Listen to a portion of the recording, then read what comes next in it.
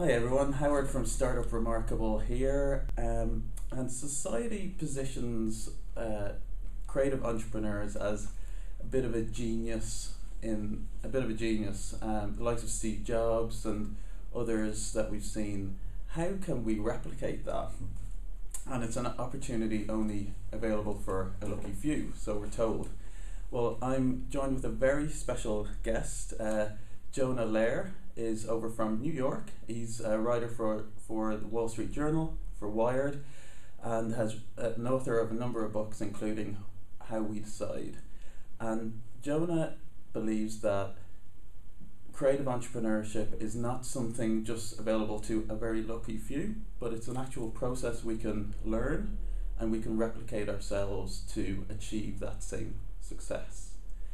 It is a great honour. My pleasure. To be my here. Pleasure. Thank you. Today.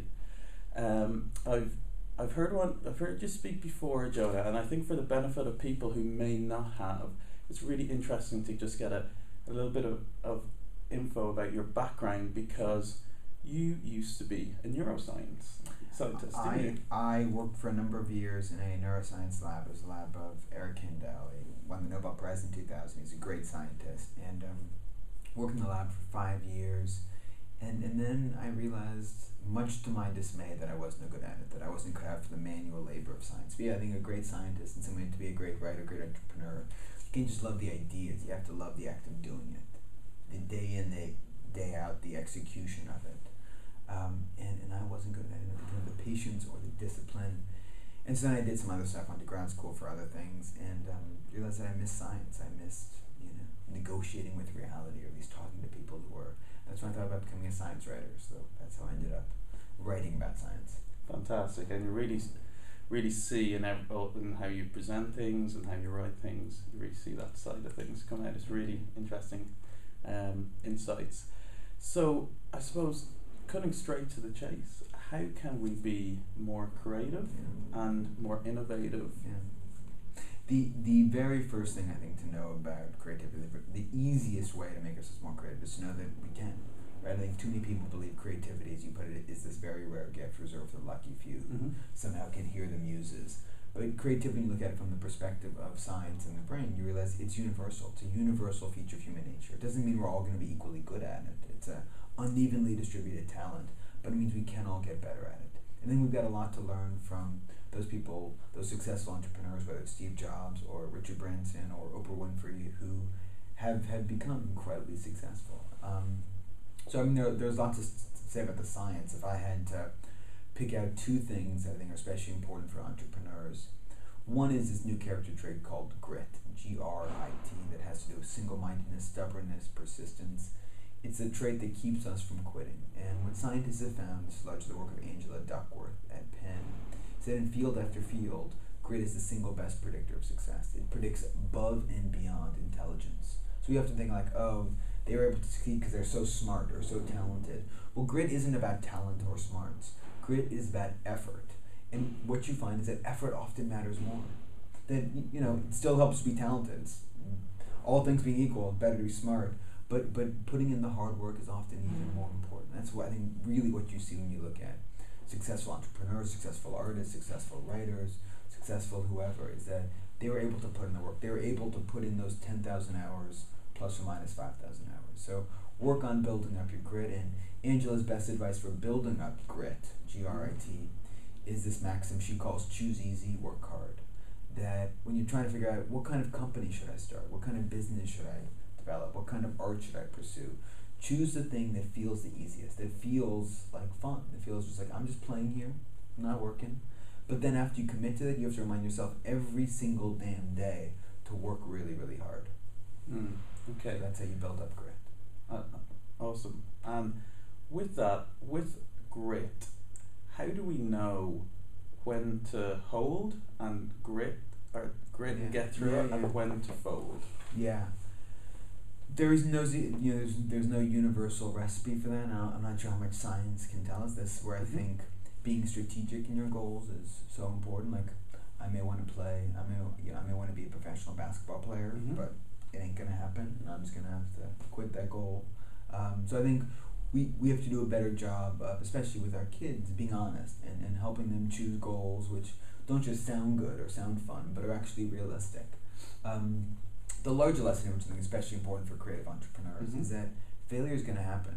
So it's important to be very, very gritty, but it's also important to know, like, you know what, I've tried and I've given my best shot and I've really worked hard, but the world is telling me that right now I should fold and try something new. And I think if you're trying to figure out, like, for instance, Silicon Valley, what makes Silicon Valley such a unique place, a big part of its success is the way it encourages risk. It doesn't discriminate against people who have failed before.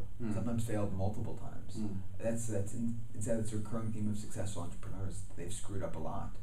One of my favorite quotes in the book Imagine, which is about creativity, came from a conversation I had with Lee Unkrich, who's a director at Pixar. I got to spend some time at Pixar, kind of watching their process, figuring out how they make one successful movie after another.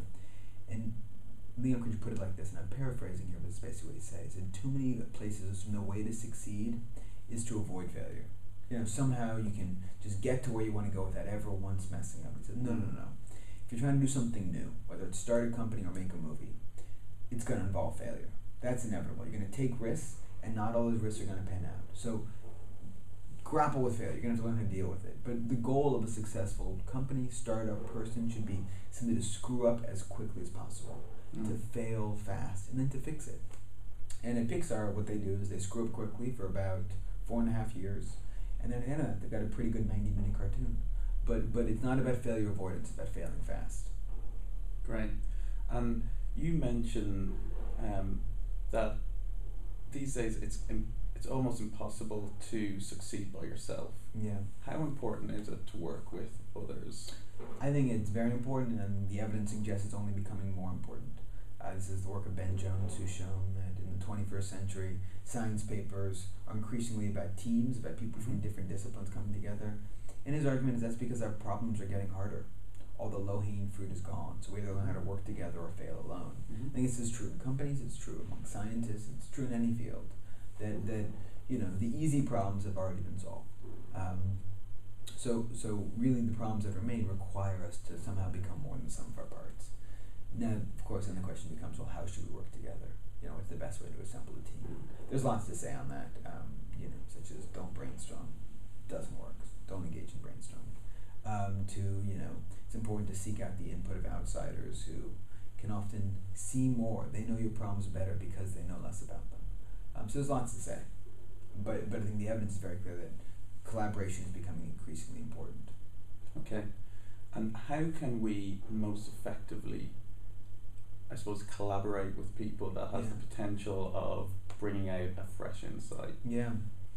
My favorite studies in the book is done by a sociologist named Brian Otzi, who he spent several years studying Broadway musicals. Okay. He's not the biggest fan of musicals, but he realized that musicals are this ideal template for artistic collaboration because no one creates a musical by themselves. It's created by a librettist and a lyricist and a choreographer and a director and producers. Everyone has to come together. It's a lot of different skill sets. So Uzi wants to figure out, well, what's the ideal way to structure these teams? Is it better to work with our best friends, people we know really well and have worked with before, or should we work with total strangers? So he measured every musical producer over the course of the 20th century in terms of this metric he called Q. It's a scale from 1 to 5. So if you're working with your best friends, you got a Q close to 5. Working with total strangers, it's a Q close to 1. What Uzi found is that musicals produced at either extreme of Qs, they didn't do well. So it's not good to work with your best friends, and it's not good to work with total strangers. He said there's this very small sweet spot of Q. The musicals produced with Qs between 2.2 and 2.7 were nearly 3.5 times more likely to succeed. So a big difference. His favorite example is West Side Story, where you've got some people who know each other well, Leonard Bernstein, Arthur Lorenz, Jerome Robbins, but they realize, we need a fresh voice to write the lyrics. We need someone we don't know at all. So they find this 25-year-old with no experience, never written for a Broadway musical before. Their producers think they're insane, but his name is Stephen Sondheim. So the first lesson here is hire Stephen Sondheim if you can. The second lesson is, although it'll always be more comfortable to work with our best friends, right? That'll feel easier. You want to make sure there's a fresh voice in the room. You want to make sure there's someone who's going to disrupt the way you think. Fantastic. And practically for people, especially kind of younger entrepreneurs, are wondering where to maybe set up their businesses. Are there locations that, or are there places where they can, I suppose, they can increase their probability of meeting people that will help their team? You know, I mean, this won't be news to most entrepreneurs because they're already doing this, but cities. Sure. And there's a reason cities are the great theme of life in the 21st century. More people are going to move to cities in the next 100 years than move to cities in all of human history. And that's because cities bring us together, cities expose us to a wealth of new ideas. You know, one of the things I always find ironic is you look at Silicon Valley. Here's this region which is giving us all these tools that allow us to interact remotely, whether it's email or Skype or FaceTime, all these wonderful gadgets. And you look at, and yet they don't interact remotely. They all pay the expensive rents to live in this one valley in the middle of Central California. That's because they know there's tremendous value in coming together, in the serendipity of just too many people in too small a space. So, you know, if you're an entrepreneur, seek out, I'd say, the advice of Stuart Brand, for instance, is seek out a low road building, which is like a ramshackle, cheap rent sort of space you can remodel to suit your needs, and then spend time talking to lots and lots of other people. One of my favorite studies, I think, speaks directly to entrepreneurs. It's by Martin Raff, a sociologist at Princeton, and he tracked 766 graduates of Stanford Business School who had gone on to become entrepreneurs, and he looked at their levels of innovation, which he measured in terms of patents, trademarks, and revenue from those patents and trademarks, in terms of the diversity of their social network. And what he found is that those with more diverse social networks were 3 times more innovative, those with predictable social networks. So these were computer scientists who hung out with novelists and filmmakers and biologists and ballerinas and so on. So, you know, if you're an entrepreneur, move to a city and hang out with lots of weirdos.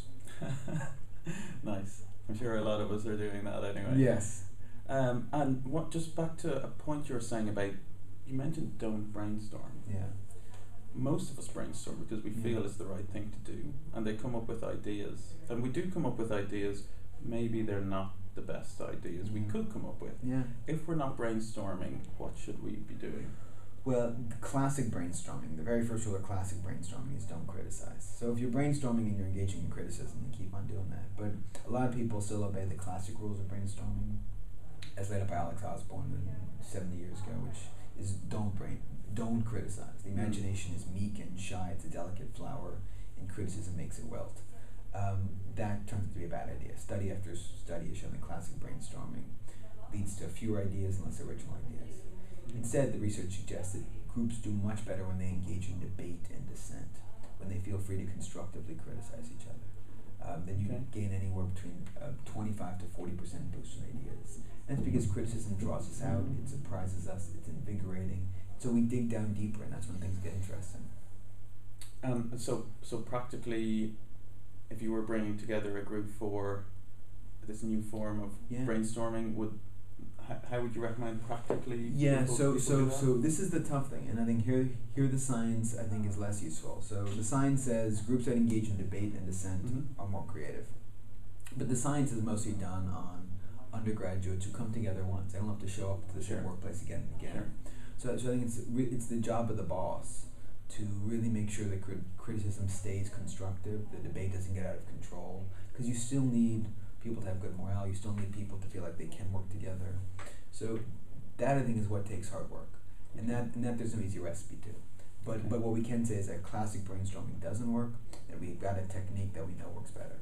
Okay, great. And just the final question, for say a young entrepreneur out there who dreams to be the next Steve Jobs, after everything you've learned and you've seen of the people who get to that position, what is the one biggest piece of advice you tell them to try and action today?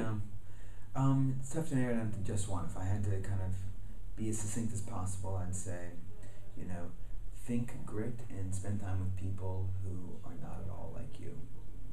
Awesome. Love that. Great advice. Well, thank you very much for joining us. Thank you. Your amazing new book is on sale now, and it's called Imagine. And do you have a website or any a blog anywhere? My website is just my name, JonahLehrer.com, and I blog at Wired Magazine. Fantastic. And I put all links to the book and all links to the site and that with this post. Thank you very much for joining us. This has been fantastic.